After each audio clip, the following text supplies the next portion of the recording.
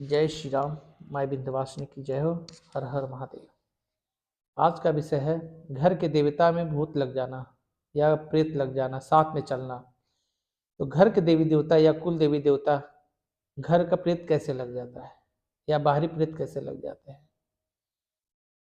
घर में सेवकदारी मुर्दा हो गया, घर का कोई सदस्य मर गया, वो माँ के साथ चलने लगा या कुल देवी देवता के साथ चलने लगा, और ऊपर से कोई घर की लड़की मर गई या कोई सदस्य मर गया, वो धीरे धीरे प्रेत योनि में चला जाता है। और प्रेत योनि माँ के साथ चलता है, क्योंकि माँ सबकी माँ है, वो भी अपने बच्चों को छोड़ना नहीं चाहती। जमावड़ा हो जाता है भूतों का। अगर आपका दुश्मन कोई घर में है या बाहर है, तो वो दुश्मन इस चीज़ का फायदा उठाएगा कि आपके देवी देवता भूत लेके चल रहे हैं और भूत कर दिया जाए, जिससे देवी देवता रुष्ट हो जाते हैं और देवी देवता भूत प्रेत लेके और चलने लगते हैं, जिसके कारण आपके घर में देवी देवता का वास होने के कारण भूतों का भी वास होता है। इससे बचने के लिए आपको हमेशा किसी के साथ जुड़ना पड़ता है।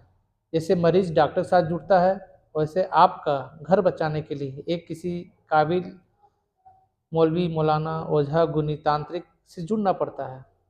इससे घर के देवी देवता साफ हो जाए और आपका भूत कहीं बैठाव कर दिया जाए, जो अपने अपने तरीके से बैठाव किया जाता है। जैसे विंध्याचल में बैठाव किया जाता है, 50 मोशन बनारस में किया जाता है, और यहाँ हमारे दोहरी घाट में वहाँ पे बैठाया जाता है। कुछ भूते गया में बैठाया जाता है। जहाँ जहाँ लोगों की शक्तियाँ हैं, वहाँ वहाँ अपने अपने हिसाब से भूत बैठा देते हैं। रहा घर का देवता के बारे में, अगर घर का देवता भूतों से पूरा घिरा हुआ है, तो आपका काम है उन देवता को सही करना। मान लीजिए आपके देवता में भूत कैसे लगा। लोग कहते हैं हमारे देवता में भूत कैसे लगा। भूत इस कारण लगा क्योंकि अगर आपका बाहरी दुश्मन आपके बारे में जानता है, आपका नाम जानता है, आपके घर के सदस्य के बारे में जानता है, आपके देवता के बारे में जानता है, तो वो आसानी से उस देवता को बुलाकर और आपके देवता में भूत भर देगा। भूत साथ चलने लगेगा, क्योंकि आपने कभी देवता को कभी ध्यान ही नहीं दिया कि मेरा देवता भोग में क्या ले रहा है। याद रखिए, देवता आपके घर के प्रथम देवी देवता होते हैं।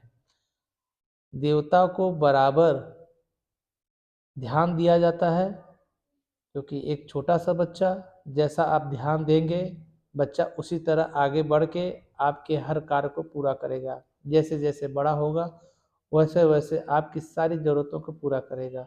उसके बुद्धि विवेक आते हैं, उसके मान सम्मान बढ़ते हैं, आगे चल के आपके सुख दुख में काम आएगा। उसी तरह देवता है। देवता को आप जिस तरह भोग पत्र देंगे, मान सम्मान देंगे, इज्जत देंगे, वो देवता आपको हर जगह से मुसीबत से बचाएंगे। तो कहने का यही था कि बच्चा और देवता बराबर होते हैं, क्योंकि देवता को चलाया जाता है।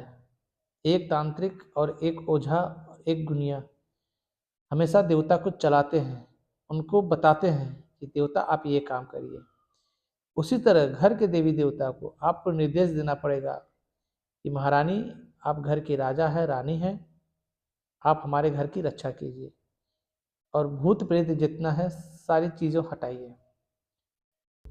घर के देवता में भूत लगना कोई आम बात नहीं है। जब तक आपके घर के देवता सक्षम हैं, तब तक तो कोई भूत नहीं डाल सकता। अगर आपके देवता सक्षम नहीं हैं, तो हजारों भूत लेके बैठ जाएंगे। भूत लेने में सबसे अधिक मारुका होती हैं, फुलमती होती हैं और घर की चमरिया होती हैं। ये 2-4 देवता ऐसे हैं जो भूत लेके बैठ जाते हैं।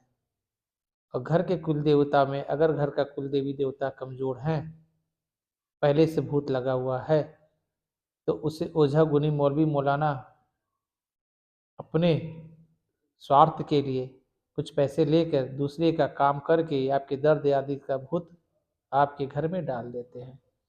इस तरह से घर के देवी देवता भूतों से बाधित हो जाते हैं।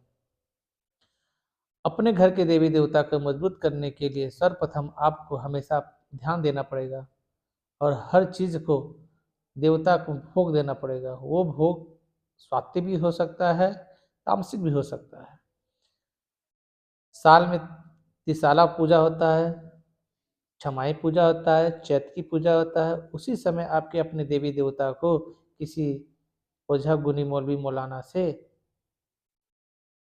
जांच करना पड़ेगा, जांच करवाना पड़ेगा, तभी वो चीज़ें आपके द्वारा भूत हटाया जाएगा। और आपके देवता आपके साथ हमेशा रहेंगे जब तक वो साफ सुथरे हैं। जब तक साफ सुथरे नहीं हैं, साफ सुथरे का तात्पर्य यह है कि भूत प्रेत का लगना, अगर भूत प्रेत लग गया है तो आपके देवी देवता आपके साथ काम नहीं करेंगे। चाहे आप जितना भी भोग दीजिए, भोग देवता को देंगे और ग्रहण कोई भूत प्रेत करेगा। तो हर चीज़ का सॉल्यूशन है, हर चीज़ का एक रास्ता होता है। उस रास्ते के जरिए आप अपने देवी देवता को साफ सुथरा कर सकते हैं। इसीलिए भूत प्रेत अगर लग जाता है तो आपकी बिगड़ा अच्छा काम बिगड़ जाता है, बिगड़ा हुआ काम बन जाता है। तो देवता को हमेशा साफ सुथरा रखिए और देवता को हमेशा अच्छे से जांच पड़ताल करवाइए, मेरा देवता कहाँ है, कैसा है। कभी काल तो हमने ये भी देखा है कि एक देवता दूसरे देवता के घर चला जाता है। जैसे कुल देवी देवता हैं, उनके घर कम और दयालुओं के जखेड़ा में ज़्यादा रहते हैं, क्योंकि वहाँ पे वो एक जायफल पे खुश हो जाती हैं, एक फल फूल पे खुश हो जाती हैं, एक पंचमेवा पे खुश हो जाती हैं। इसके कारण भूतों का आदान प्रदान होता रहता है। तो आपसे निवेदन है, अपने घर को सदा अच्छा बनाएं और अपने देवी देवता को सदा अच्छा से भोग दें, क्योंकि भूतों का लगना एक आम बात है। घर के देवी देवता के साथ भूत चलना एक हर घर की कहानी हो चुकी है। तो देवता को हमेशा अपने निगरानी में रखना चाहिए। अपने देवी देवता को किसी अच्छे जानकार को दिखा के साफ सुथरा करिए, फिर इसके बाद उनका भोग पत्र पूछिए। और भूतों से अगर वो साथ लेके चलिए भूतों को, तो उनको अलग करके उनको कहीं स्थान दिलवा दीजिए और घर के प्रेत को अलग बैठवा दीजिए, बाहरी प्रेत को जहाँ है वहाँ पर कैद करवा के उनको हटवा दीजिए।